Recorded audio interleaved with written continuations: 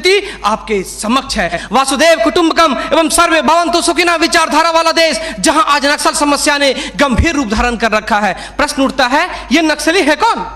समाज के सबसे शांत, शहरों से दूर जंगलों में रहने वाले तथा खेतों के माध्यम से अपने जीवन यापन करने वाले वो लोग जो अपने पूर्वजों द्वारा दिए गए धरोहर को बचाने के लिए सरकार के खिलाफ हथियारबंद हो गए हैं और अंततः ये लोग नक्सली बनने पर मजबूर होते हैं। महोदय, आधुनिकीकरण के नाम पर उन गरीब आदिवासियों की जमीनों को छीन ली गई तथा उन्हें मजबूर कर दिया बंधुआ मजदूर बनने पर, किंतु आज उनकी अधिकारों की कोई बात तक नहीं करता। मन समर्पित, तन समर्पित और यह जीवन समर्पित। मैं पूछता हूं, देश की धरती तुझे क्या दूं, क्यों दूं और किस लिए नछावर करूं अपना सब कुछ तुम पर? क्या इसलिए कि मुझे देशद्रोह जैसे शब्दों से नवाजा जाए या इसलिए कि मुझे फर्जी इनकाउंटर में मार दिया जाए? जी हां अध्यक्ष महोदय, कुछ ऐसा ही समय था जब मान्य सूर्य लखन भैया सोहराबुद्दीन तथा तुलसीराम प्रजापति को फर्जी इनकाउंटर में मार दिया गया। यह कैसी विडंबना है महोदय। हमारे विपक्षी साथी द्वारा मानव अधिकार का संरक्षण किए बगैर ही राष्ट्रीय सुरक्षा की बात करते हैं। जब आम लोगों का कोई अधिकार ही नहीं हो तो इस स्थिति में राष्ट्रीय सुरक्षा का क्या मतलब? मैं पूछना चाहता हूं अपने विपक्षी साथियों से,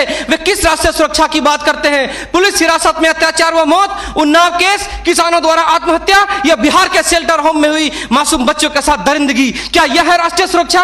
राष्ट्रीय सुरक्षा का अर्थ सिर्फ सीमा की सुरक्षा नहीं बल्कि सीमा के अंदर रह रहे व्यक्तियों की सुरक्षा से भी है। अपने हक को मांगे जाने पर लोगों को नक्सली तथा आतंकवादी करार दिया जाता है तथा यह सुरक्षा देने वाले पुजारी आईपीसी की धारा 124A के तहत गिरफ्तार कर उन्हें देशद्रोह का मुकदमा चलाते हैं, फिर फर्जी इनकाउंटर में भी मार गिराते हैं। जबकि सुनील बत्रा बनाम दिल्ली प्रशासन में माननीय न्यायाधीश ने स्पष्ट किया है कि फर्जी इनकाउंटर हत्या के समान है।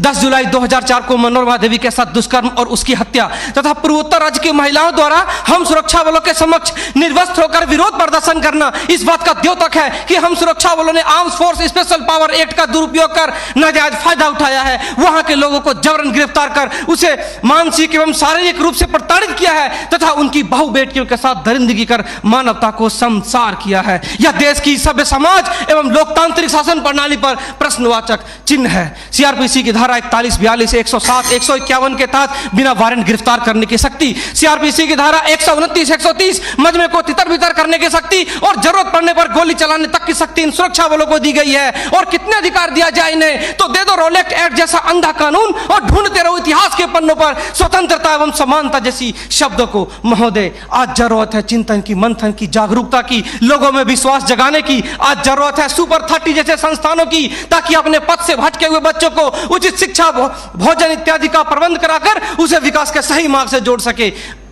अंत में फैसला माननीय निर्णायक मंडल के पर छोड़ते हुए गुरुदेव रविन्द्रनाथ टैगोर की इन पंक्तियों के साथ मैं अपनी वाणी को विराम देना चाहूंगा कि मैं जीना चाहता हूं इंसानों की फौज के बीच में, मैं जीना चाहता हूं उगते सूरज की किरणों के बीच में, सुंदरता और सुगंध के बीच में। मेरी इच्छा है काश मिल जाए मुझे थोड़ी सी जगह इन जीने वालों के दिलों के बीच में। जय हिंद।